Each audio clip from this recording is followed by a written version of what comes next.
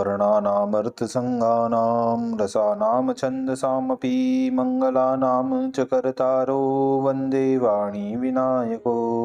नारायणं नमस्कृत्य नरं चैव नरोत्तमं देवीं सरस्वतीं व्यासं ततो जयमुदीरयेत्।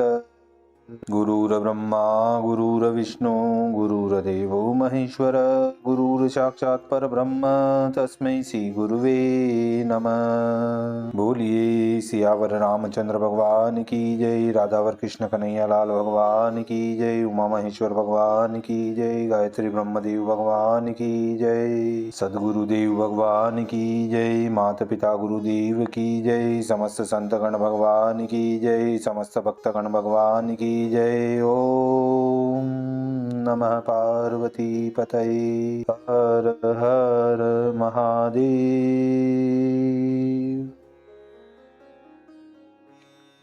तो मित्रों और आप सभी श्रीमद् भागवत कथा के श्रेष्ठ रसिक जनों, श्रोतागणों, अब तक हमने श्रीमद् भागवत कथा की कथा को नियमित रूप से क्रमबद्ध रूप से श्रवण करते आ रहे हैं, कीर्तन करते आ रहे हैं, मनन करते आ रहे हैं, भजन करते आ रहे हैं। अब हम उसी क्रम में श्रीमद् भागवत कथा के 10वें स्कंद के 49वें अध्याय की ओर कथा को अग्रसर करते हैं।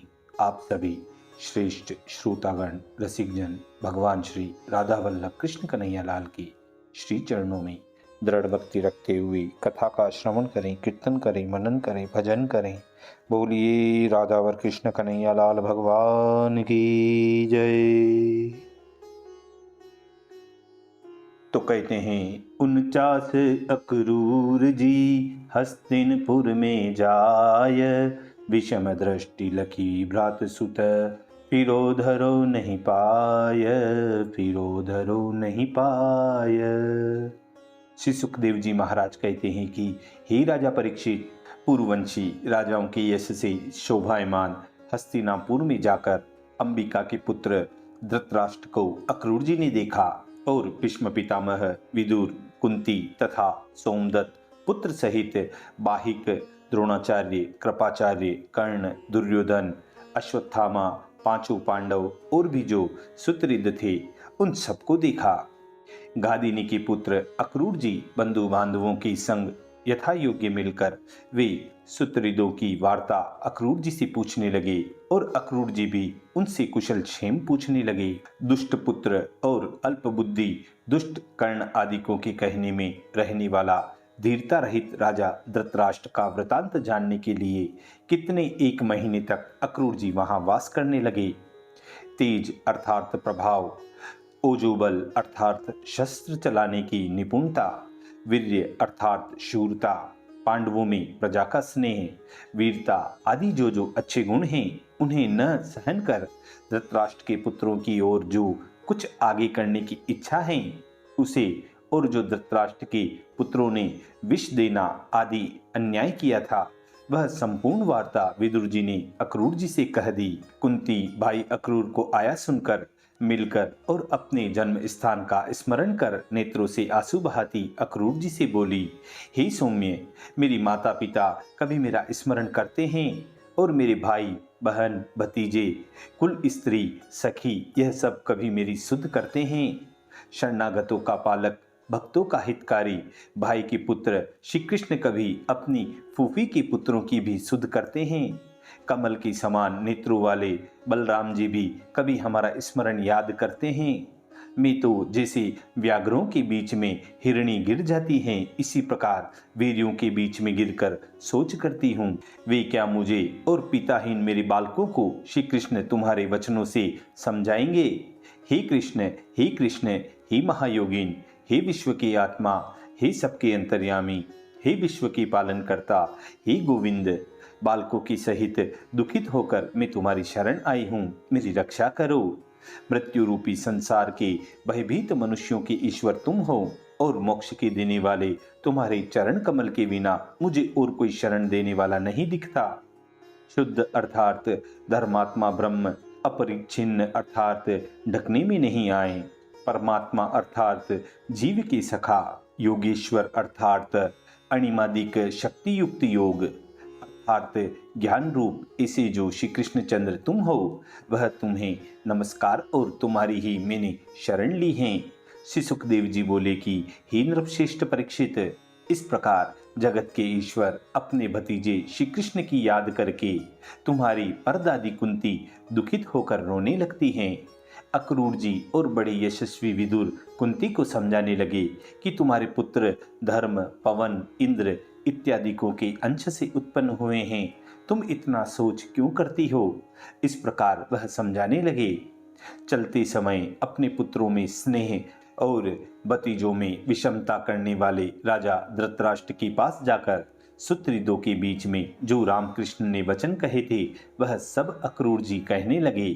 अक्रूर जी बोले कि हे धृतराष्ट्र, कौरवों की कीर्ति के बढ़ाने वाले भाई पांडु की मरने के उपरांत राज सिंहासन पर बैठे हो, ठीक है, बहुत उत्तम राज्य करो, धर्म से पृथ्वी का पालन करो, क्योंकि अपनी प्रजा को सुखपूर्वक आनंद से रखोगे, अपने बांधवों में समान दृष्टि रखोगे तो तुम्हारा कल्याण और जगत में यश होगा, और जो विषमता रखोगे तो संसार में तुम्हारी निंदा होगी और अंत में नरक को जाओगे।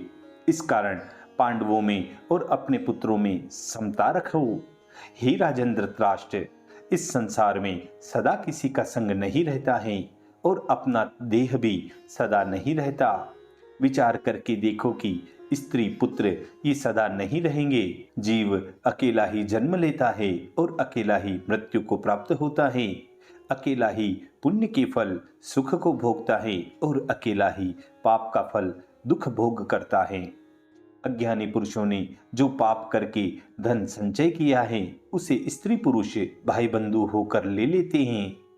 जैसे जल की रहने वाली मछलियों का जीवन जल है, और जब उनको उनके पुत्र भी लेते हैं तब उसे कष्ट होता है। पाप करने वाला पुरुष नरक में जाता है, और जिन्हें अपनी समझ अधर्म से पोषण करता है, वह प्राण, धन और पुत्र आदि उस पोषण करने वाले मूर्ख पुरुष को भोग का सुख प्राप्त न हुआ हो, तब उसे पहले ही त्याग देते हैं। जब स्त्री पुरुषाधिक इसको त्याग देते हैं, तब यह सच्चे स्वार्थ को न जानकर और प्रायोजन नष्ट होने से निज धर्म से विमुख हो सबके पाप को अपने सिर पर धर वही पूर्ण नरक में गिरता है। इस कारण हे समर्थ राजा धृतराष्ट्र, जैसे स्वप्न और बाजीगर की माया तथा मन का विचार यह सब तुमको मिथ्याभूत दिखाई देता है, उसी प्रकार इस संसार को मिथ्याभूत समझकर आप भी अपने मन को रोककर समता रखो और शांत हो जाओ।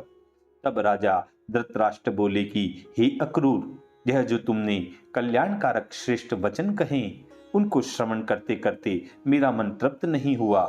जैसे मनुष्य अमृत पीने से तृप्त नहीं होता, परंतु तो भी हे अक्रूर, मेरा चंचल पुरुषों में स्नेह है, इसलिए विषम हृदय में तुम्हारी प्यारी बात नहीं ठहरती। जैसे स्फटिक मणि के सुदामा पर्वत पर बिजली चमककर स्थिर नहीं रहती, भगवान की इच्छा का कौन पुरुष खंडन कर सकता है, अर्थात उनकी इच्छा के प्रतिकूल कुछ नहीं होता, सब उनकी इच्छा अनुसार ही होता है। जिन ईश्वर ने पृथ्वी का भार उतारने के कारण यदुकुल में आकर अवतार लिया है, जो ईश्वर विचारने में नहीं आते, वे अपनी माया से उत्पन्न होकर अर्थात उसमें प्रवेश कर कर्म तथा कर्मों के फल को अलग अलग कर जीवों को देते हैं। जानने में नहीं आए ऐसी लीला से रचे हुए संसार चक्र की घुमाने वाले उन परमेश्वर को मैं बारंबार नमस्कार करता हूँ। तब श्री सुखदेव जी बोले कि हे भरत वंश में उत्पन्न परीक्षित, इस प्रकार यदुवंशोत्पन्न अक्रूर जी धृतराष्ट्र का अभिप्राय जानकर सुहृदों से आज्ञा ले मथुरापुरी में आ गए।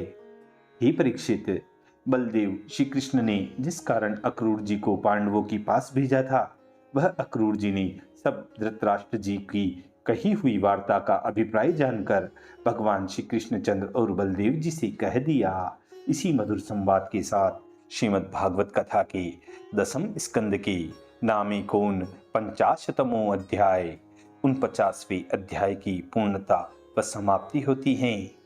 पूर्वारध हरि की कथा, सुख सागर सुख खान, मैं निज मति अनुसार कछु भाषा करी बखान। हरि लीलामृत जान कर जह तह किए विस्तार। तासु दोष नहीं दीजिए सज्जन परम उदार।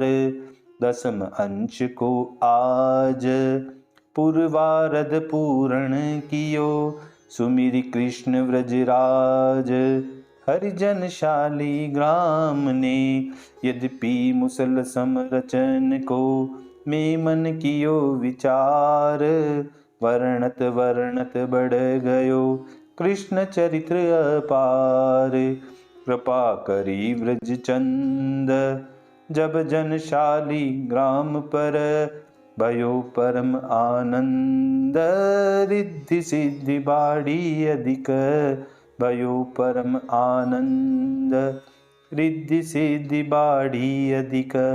और इसी के साथ इति दशम स्कंद पूर्वार्ध समाप्त। दसम स्कंद की पूर्वार्ध की यहाँ समाप्ति होती है। बोलिए श्री कृष्ण कन्हैया लाल भगवान की जय।